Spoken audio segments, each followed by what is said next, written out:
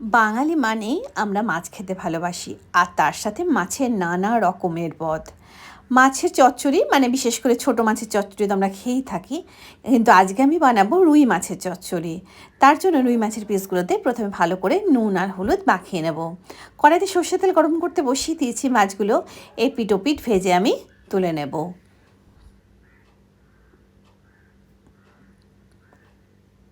মাছ ভাজা হয়ে গেছে, এবার ওই তেলে শুকনো লঙ্কার কালো জিরে ফোড়ন দিলাম।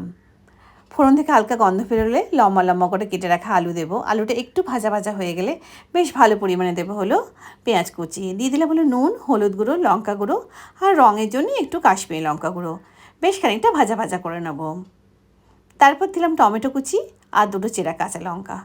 টমেটোটা যতক্ষণ না পর্যন্ত নরম হচ্ছে ততক্ষণ আমরা অপেক্ষা করব।